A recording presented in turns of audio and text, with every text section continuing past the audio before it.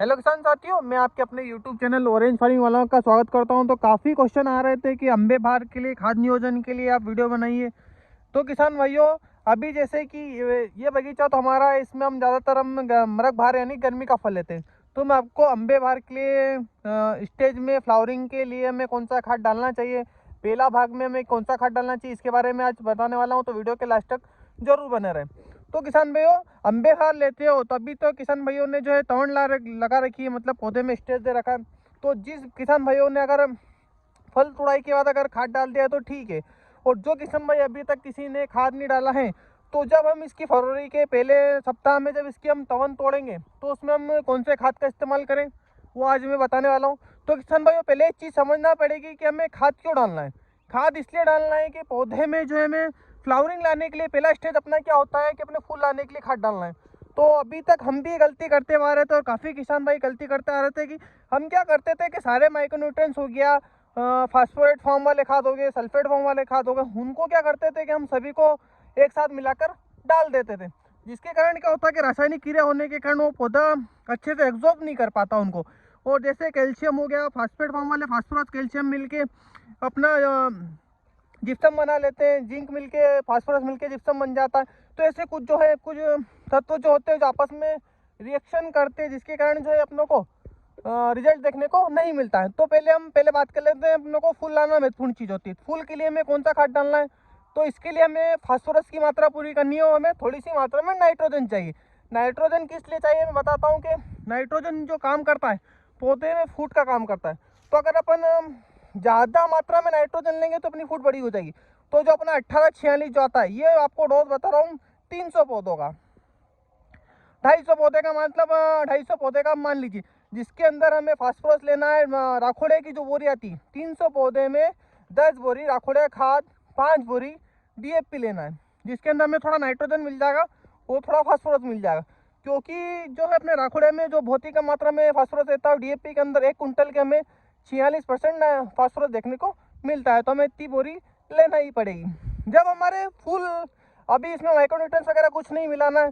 और दूसरी बात की जाए अपने कैल्शियम की, तो किसान भाई जैसे आप पहला पानी छोड़ेंगे तो पहले आप 300 पौधे में 10 बोरी जिप्सम छाड़ दें, मतलब फूक दें। क्योंकि जिप्सम के अंदर होता है अपना कैल्शियम।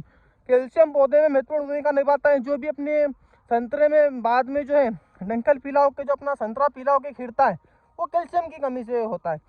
तो अपन कैल्शियम जिप्सम क्या करता है कि अपना पीएच लेवल मेंटेन करता है। तो किसान भाई हमें जिप्सम जरूर डालना है यार, पहले आपको जिप्सम डाल देना है, उसके बाद हमें राखोड़ा उड़ा देना है, राखोड़ा डीएपी मिक्स करके खेत में उड़ा देना है। और इस बात का खास ध्यान रखें कि पौधे के पास में इतनी दूरी पर खाद ना दें। अब बीच की जो क्यारी है उसके अंदर खाद दें, क्योंकि पौधे की जितनी भी भोजन वाली जो रूट्स होती हैं वो बीच में होती है, पौधे से लगभग 3 फीट दूर। तो आप खाद डालें तो बीच वाली क्यारी में ही डालें। तो आपको फूल लाने के लिए पहले आपको फास्फोरस की मात्रा पूरी करनी है, फास्फोरस प्लस नाइट्रोजन, थोड़ी मात्रा में नाइट्रोजन। तो आपको 300 पौधे में 5 बोरी डीएपी और 10 बोरी राखोड़िया, और उससे पहले आपको 10 बोरी जिप्सम डालना है, जो कि 250-300 रुपये बोरी में ही आ जाता है। तो ये खाद की पूर्ति करना है। इसके बाद हम सेकंड भाग में जो खाद लेंगे वो अपन लेंगे माइक्रोन्यूट्रिएंट्स, जो कि पौधे में जब फ्लावरिंग से अपना जब अपना संतरा बनने लगता है तब उस समय में माइक्रोन्यूट्रिएंट्स की ज़रूरत होती है। तो हम एक फोलियर स्प्रे में लेंगे और एक जड़ से लेंगे। उसके बाद हमें कोई भी खाद नहीं डालना है। और इसके बाद जब अगला डोज आएगा जिसमें हमें एक बार माइक्रोन्यूट्रिएंट्स लेना है, एक बार पोटास लेना है, बाकी वो जड़ से इसमें कोई भी खाद देखने की ज़रूरत नहीं है। और दूसरा इस बात में स्पष्ट कर दूं मैं आपको, संतरा के मुख्य पोषक तत्व आज मैं आपको बताने वाला हूँ। पहला हो गया एनपीके, जो मुख्य पोषक तत्व होते हैं सभी फसलों के, नाइट्रोजन, फास्फोरस, पोटास। इसके बाद अपने संतरा के मुख्य पोषक तत्व आज जान लो आप। इसमें हो गया अपना ferrous sulphate, manganese sulphate, magnesium sulphate, calcium जो कि जिप्सम से पूरा हो जाता है उसको छोड़ दीजिए, और अपना हो गया जिंक सल्फेट। ये 4 मुख्य पोषक तत्व के रूप में माने जाते हैं।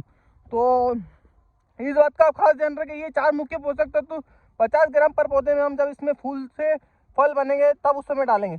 अगर यही चीज़ हम फोलियर स्प्रे में और जड़ के माध्यम से देंगे तो आप देख सकते हैं हमारे जो पौधे हरे भरे, इस प्रकार से पौधे आपके भी हो जाएंगे।